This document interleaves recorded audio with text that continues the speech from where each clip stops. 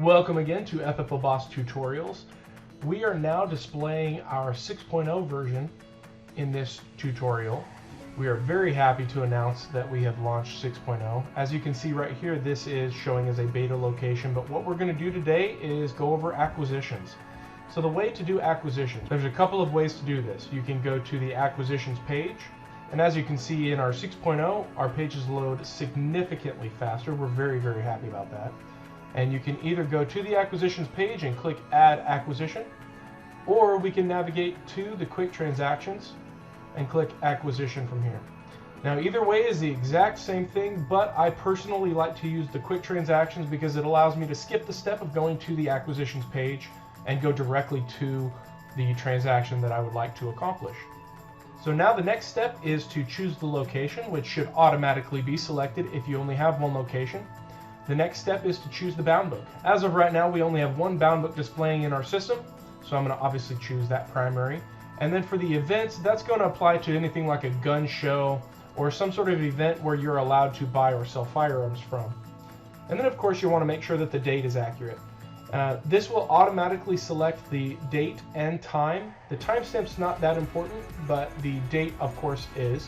The date will be automatically chosen for you, which would be the day of the transaction. If that acquisition occurred a different day in the past, of course, then you can select that day and time. So let's go ahead and put that down as today. And now the next step is to select whether this is coming from a dealer or a customer. Now if you have the firearms coming from a dealer, that is our default selected one. And you can just select from your dealers in the drop-down list, and if that dealer is not there, simply select the plus button right to the left and you can add that dealer. Now at this point you can either manually enter the firearms dealer data, or you can do an FFL lookup. Now the FFL lookup is going to be connected to the ATF, and this is updated on a pretty regular basis. As soon as the ATF updates, we update. Which means that you can access every single firearms dealer in the whole country from our database at any given time. So let's go ahead and choose one of these here. Let's choose Rod's Gun Shop. Now as you can see here, all of the dealer information is automatically loaded into the page. What I would recommend doing is taking the trade name, if the company goes by something other than the license name, which you may run across often enough, cut and paste that into the display name or the name to display. Now what that will automatically show is whatever you put in there. So even if you wanted to put RGS, that would be another option that you could put there. If that's what you know them by, we recommend putting that name into the name display, and that's the name that will display in all of the drop-down lists throughout the system for your account. If you have their first and last name, definitely enter it. If you have the company's EIN, always recommended. Additionally, if they are an SOT, we highly recommend choosing which SOT they are along with adding their EIN, which would allow for some of the forms for NFA to automatically be filled.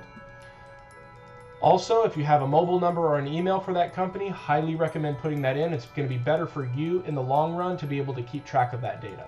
Now the very last step in adding an FFL is to add a copy of their FFL license, and you can do that by simply clicking the box right here, and you can upload a copy of that FFL as long as it is a PNG or JPEG. If you have a PDF, you can definitely convert that using an online converter, but it does have to be a photo image.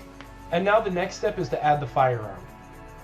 Now on this next page, we have the ability to add all of the ATF required information, then the product details, and then the serial numbers. So we'll start off with the firearm type. So let's say that this one is a rifle coming from Smith & Wesson. Now once the dealer shows up that you want to choose from, go ahead and select it. And now let's put in the model here, and let's call this the MP15. I think it's the MNP, but whatever. Caliber 5.56.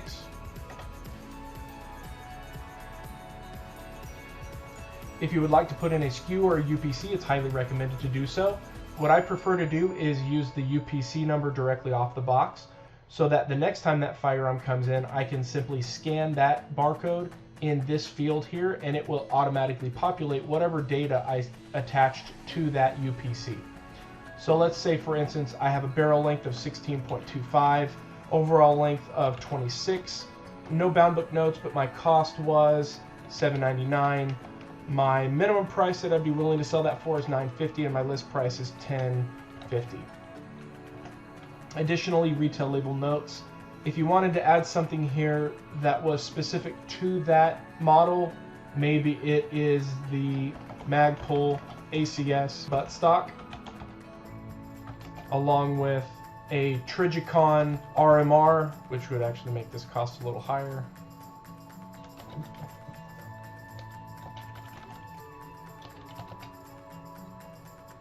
Now the next step here is to add the serial number or serial numbers.